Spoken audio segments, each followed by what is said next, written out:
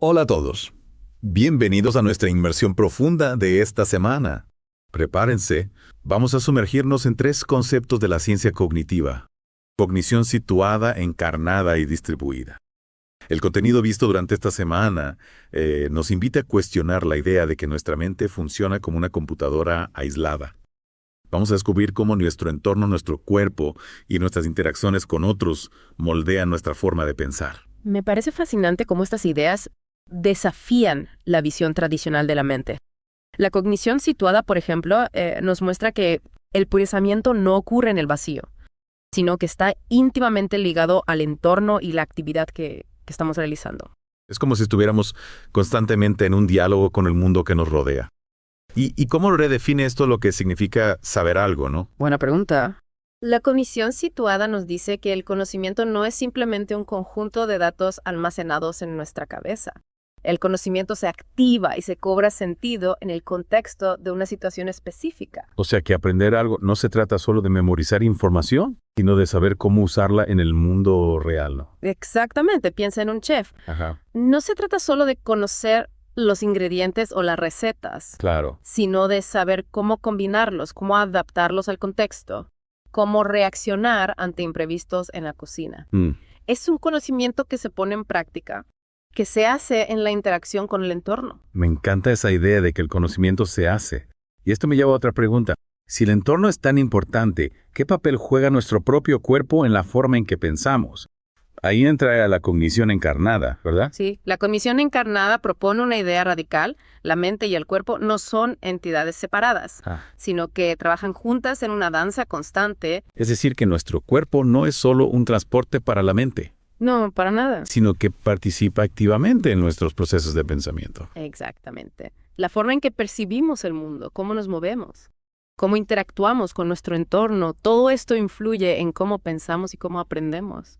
Eso significa que actividades como bailar o hacer deporte no solo son buenas para nuestro cuerpo, sino que también pueden estimular nuestra mente. Totalmente. Imagina que aprendes a tocar un instrumento musical.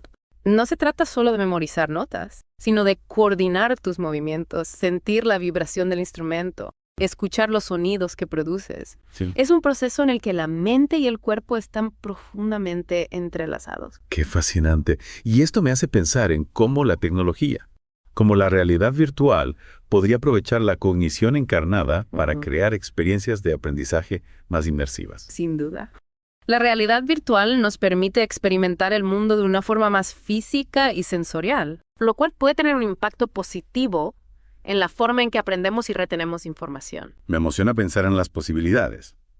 Ahora, si la cognición encarnada nos muestra cómo nuestro cuerpo influye en nuestra mente, ¿qué pasa cuando incorporamos herramientas y otras personas a la ecuación? Ahí es donde entra la cognición distribuida, ¿no? Exacto. Nos dice que el pensamiento no está confinado a nuestra cabeza, sino que se distribuye entre nosotros, las herramientas que utilizamos y las personas con las que interactuamos. Es como si nuestra mente se extendiera más allá de los límites de nuestro cuerpo. Precisamente, piensa en un equipo de arquitectos diseñando un edificio. Cada uno aporta su propia experiencia, pero también utilizan planos, maquetas, softwares de diseño y colaboran entre sí para crear algo que ninguno podría lograr individualmente.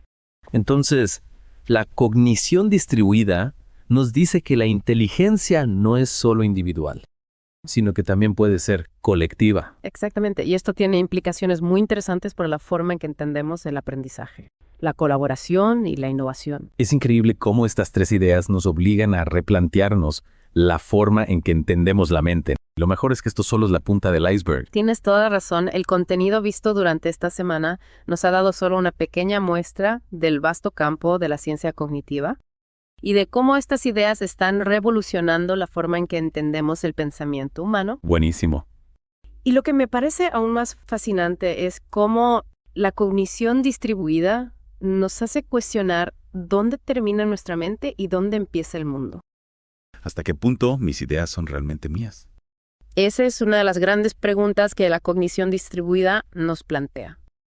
Y no solo nos invita a reflexionar sobre la naturaleza del pensamiento, sino que también tiene implicaciones prácticas en campos como la educación, el diseño de tecnología y la organización del trabajo.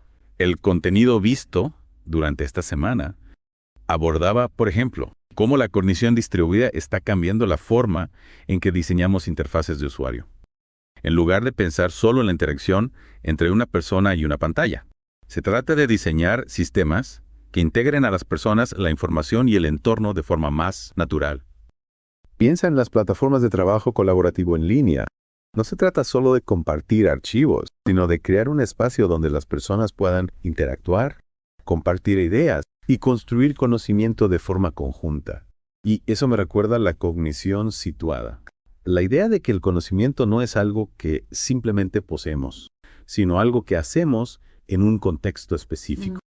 Entonces, podríamos decir que la cognición distribuida y la cognición situada se complementan. Sin duda. Ambas perspectivas nos invitan a ver la mente como un agente activo que interactúa con el mundo, mientras que la cognición distribuida amplía esa visión para incluir las herramientas y las interacciones sociales. Es como si estas ideas nos ayudaran a comprender la mente desde diferentes ángulos. Pero con un enfoque común, la mente no está aislada, sino que está conectada al mundo de múltiples maneras. Esa interacción con el mundo es precisamente lo que la cognición encarnada nos ayuda a comprender. Cierto. Habíamos dejado un poco de lado la cognición encarnada. Pero es crucial para entender cómo nuestro cuerpo, con sus sentidos, sus movimientos y sus emociones, participa en nuestros procesos de pensamiento. El contenido visto durante esta semana mencionaba, por ejemplo, cómo la cognición encarnada está cambiando la forma en que entendemos las emociones, en lugar de verlas como simples reacciones internas.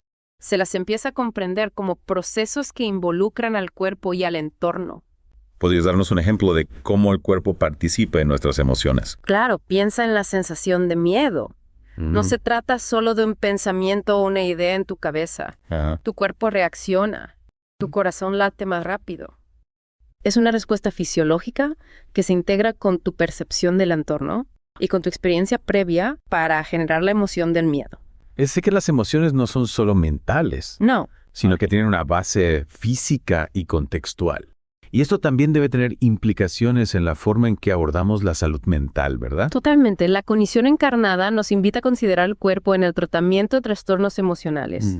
Terapias como el yoga o la meditación, que trabajan con el cuerpo y la respiración, Claro. pueden ser muy efectivas para regular las emociones y mejorar el bienestar mental. Es fascinante cómo estas ideas nos llevan a repensar no solo la mente, sino también la salud y el bienestar. Y me pregunto si estas tres perspectivas son tan valiosas. ¿Por qué no se las enseña más en las escuelas o en la universidad? Es una excelente pregunta. Creo que en parte se debe a que son ideas relativamente nuevas. La ciencia cognitiva es un campo en constante evolución y a veces tarda un tiempo para que estas ideas se integren en la educación tradicional. Pero también creo que hay cierta resistencia a desafiar la visión tradicional de la mente como algo separado del cuerpo y del entorno. Es posible, pero afortunadamente cada vez hay más interés en estas nuevas perspectivas. El contenido visto durante esta semana mencionaba cómo la cognición encarnada está inspirando nuevas formas de arte, ¿Sí? como la danza contemporánea y el performance, Ajá. que exploran la relación entre el cuerpo, el movimiento y la expresión. Es un ejemplo maravilloso de cómo estas ideas están permeando diferentes ámbitos de la cultura. Sí. Y creo que es solo el comienzo, a medida que la ciencia cognitiva avanza y que estas ideas se difunden, veremos cómo transforman la forma en que entendemos el mundo, Claro. a nosotros mismos y a los demás. También es importante ser conscientes de las críticas y los debates que generan. Ninguna teoría es perfecta y siempre hay espacio para el cuestionamiento y la mejora. En el caso de la cognición situada, por ejemplo, Ajá. algunos críticos argumentan que es difícil definir qué se considera situado y qué no. Y que si bien el contexto es importante, no podemos ignorar la capacidad de la mente para pensar de forma abstracta y para ir más allá de la experiencia inmediata. Es un punto válido. Y en el caso de la cognición encarnada, Sí. algunos argumentan que no todas las experiencias cognitivas pueden explicarse en términos de procesos corporales. Por ejemplo, ¿cómo explicar el pensamiento lógico o las matemáticas desde una perspectiva encarnada? Son preguntas que la ciencia cognitiva aún está tratando de responder. Y es precisamente esa búsqueda, ese constante cuestionamiento, lo que hace que este campo sea tan apasionante. Totalmente de acuerdo, y creo que la clave está en no ver estas teorías como dogmas, Cada una de ellas nos ofrece una perspectiva, una lente a través de la cual podemos observar y analizar cómo pensamos, Claro. cómo aprendemos y cómo interactuamos con el mundo. Y al combinar estas perspectivas, al considerar las diferentes facetas de la mente, podemos construir una comprensión más completa y rica de lo que significa ser humano en un mundo cada vez más complejo e interconectado. Qué hermosa forma de sintetizarlo. Gracias. Y creo que eso nos lleva a una pregunta fundamental. ¿Cómo impactarán estas ideas en el futuro de la humanidad? ¿Cómo cambiará la forma en que vivimos, trabajamos, aprendemos e interactuamos con la tecnología, a medida que comprendemos mejor la mente situada, encarnada y distribuida? Esa es una pregunta que nos abre un sinfín de posibilidades. Imagina un futuro donde la educación se centre en crear entornos de aprendizaje inmersivos, donde la tecnología se diseñe para potenciar nuestras capacidades cognitivas de forma natural, donde la colaboración y la inteligencia colectiva sean la base de la innovación. Es una visión realmente inspiradora. ¿Sí? Y creo que el primer paso para hacer realidad esa visión es comprender estas ideas, cuestionarlas, debatirlas y explorar cómo aplicarlas en nuestras propias vidas. Estoy totalmente de acuerdo y creo que ha sido un gran punto de partida para ese viaje de exploración. Buenísimo. Wow, después de este viaje, a través de la cognición situada, encarnada y distribuida, Sí. me siento como si tuviera una nueva caja de herramientas mentales, para comprender el mundo. ¿Hay algo más el contenido visto durante esta semana que pueda ayudarnos a profundizar aún más en estas ideas? Sí, hay un punto que me parece crucial. Todas estas teorías, al desafiar la visión tradicional de la mente, nos invitan a repensar nuestra relación con la tecnología. Es cierto, lo habíamos mencionado al hablar de interfaces de usuario. ¿Podrías darnos algunos ejemplos concretos de cómo la cognición situada, encarnada y distribuida pueden influir en el desarrollo de la tecnología? Por supuesto, pensemos en la inteligencia artificial. Tradicionalmente se ha intentado crear IA que pueda pensar como un humano de forma abstracta, sin un cuerpo o un entorno.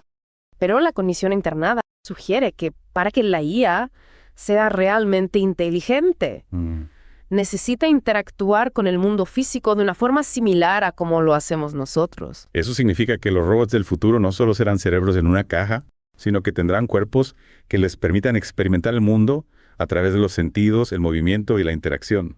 Exactamente. Y la cognición situada nos recuerda que la inteligencia no se trata solo de procesar información, sino de saber cómo utilizarla en un contexto específico. Los robots del futuro no solo necesitarán tener cuerpos, sino que también necesitarán aprender a navegar por entornos complejos, a adaptarse a situaciones cambiantes y a colaborar con humanos de forma natural. Es decir, que la IA del futuro no solo será inteligente, sino que también será colaborativa y, en cierto sentido, consciente de su entorno. Precisamente. Y la cognición distribuida nos ofrece una clave para lograr esa conciencia del entorno. En lugar de ver a la IA como un sistema aislado, podemos concebirla como parte de un sistema más amplio que incluye a los humanos, las herramientas y el entorno. Ya veo. La IA al futuro podría ser capaz de pensar no solo a través de sus propios algoritmos, sino también a través de la información que recibe de sensores, de la interacción con otros sistemas y de la colaboración con humanos. Es una visión realmente futurista. Y me pregunto, si la tecnología del futuro se basa en estos principios, ¿cómo cambiará nuestra forma de interactuar con ella? Podríamos imaginar interfaces que sean mucho más intuitivas, que se adapten a nuestras necesidades y que nos ayudan a pensar de forma más creativa y eficiente. Podríamos tener sistemas que aprendan de nuestras preferencias, de nuestros hábitos y de nuestra forma de interactuar con el mundo para ofrecernos soluciones personalizadas y experiencias realmente únicas. Pero también es importante considerar los desafíos éticos que surgen al desarrollar tecnologías basadas en estos principios. Totalmente. Si la IA se vuelve más integrada con nuestras vidas, ¿cómo garantizamos que se utilice para el bien común y no para fines dañinos?